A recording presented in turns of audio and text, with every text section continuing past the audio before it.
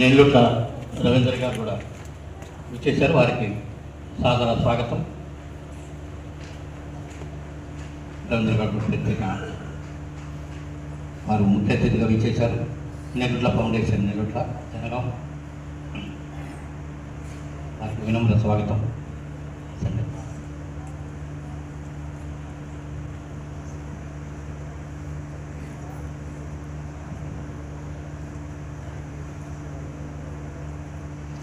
రాజేష్ గారు వారికి కూడా స్వాగతం పలుకుతుంది. ఇప్పుడు ముందుగా మనకు అత్యంత ఇప్పుడే చెప్పాను ఆ మాటలు మనం వినాలని డాక్టర్ కొట్టే వెంకటాచార్య గారిని మాట్లాడవలసిందిగా కోరుతున్నాను.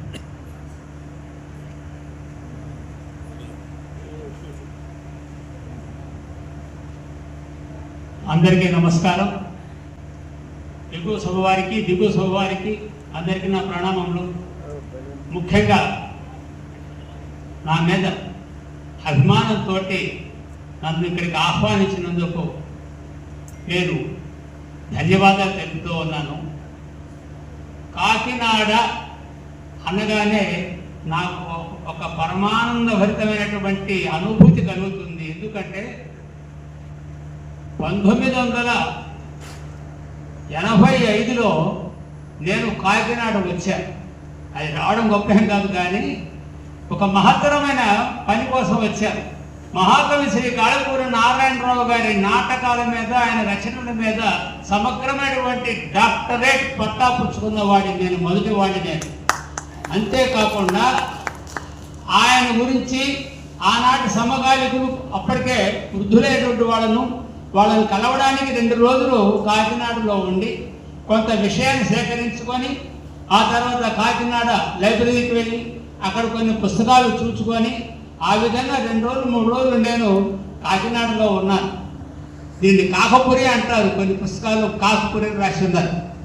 ఆ తర్వాత కాకినాడలో కాళకూరి నారాయణరావు గారు చాలా సంవత్సరాలు ఉన్నారు. అదంతా కూడా వారి జీవిత చరిత్రను సమగ్రంగా నేను నా గ్రంథంలో, థీసిస్ గ్రంథంలో రాసుకున్నాను. ఆయన అంటే నాకు చాలా ఇష్టం. దానికి కారణం ఏంటంటే చింతామణి నాటకంలో భవానీ శంకరుడు వేస్తారు. ఆ అభిమానం చివరికి ఆయన మీద రీసెర్చ్ చేసేటువంటి స్థాయికి ఆ అభిమానం నన్ను తీసుకొచ్చింది. కాబట్టి ఈ కాకినాడ వాస్తవులు అనగానే నేను పరమానంద సంభరితుడైపోయాను. ఆ విధంగా నాకు 1987లో డాక్టరేట్ పట్టా ఉస్మానియా విశ్వవిద్యాలయం వారు అనుగ్రహించారు.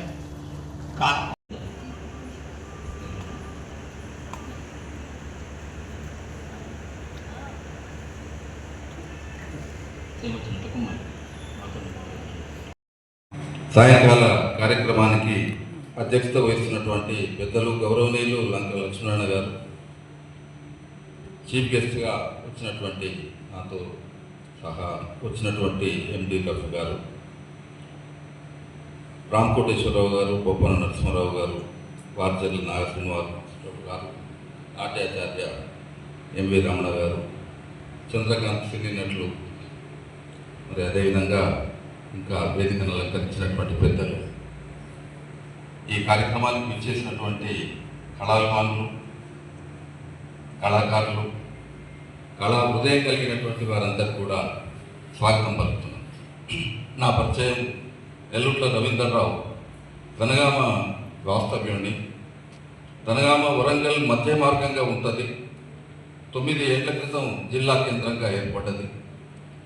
50 ఏళ్ల చరిత్రలో పౌరాణిక పద్య నాటకాలు అడుగంటిపోయి అణగారిపోయి అసలు అవంటూ వేసేవాళ్ళు లేనటువంటి రోజుల్లో గత సంవత్సరం మా అమ్మా నాన్నగారి పేరు మీద లక్ష్మారావు అనసూయమ్మ గారి కళాపీఠాన్ని ఏర్పరిచి ఈనాడు 9 నెలల్లో 15 పద్య నాటకాలను, సురభి కళాకారులను కూడా ప్రోత్సహించి అనేక నాటకాలను వేయించి ఆ నాటక సంస్కృతి యొక్క మరి చైతన్యాన్ని తీసుకురావడం జరిగిందని చెప్పడానికి నేను సంతోషిస్తున్నాను సార్.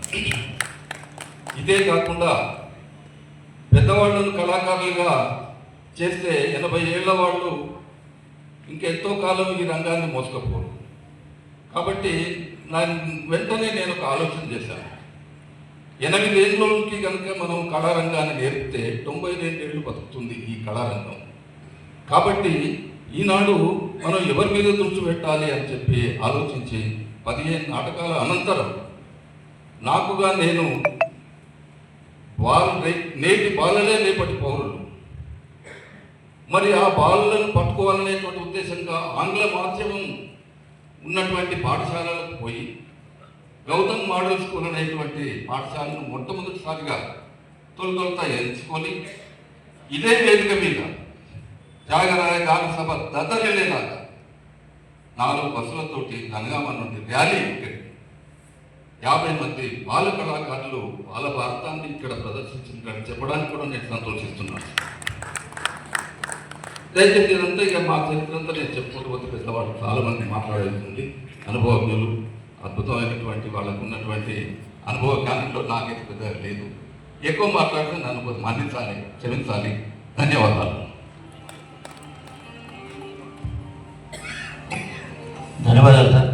రవీంద్ర గారు జనగాం గురించి, వారి సంస్థల గురించి, స్థాపించిన విధానం గురించి గొప్పగా వివరించడం జరిగింది. వారి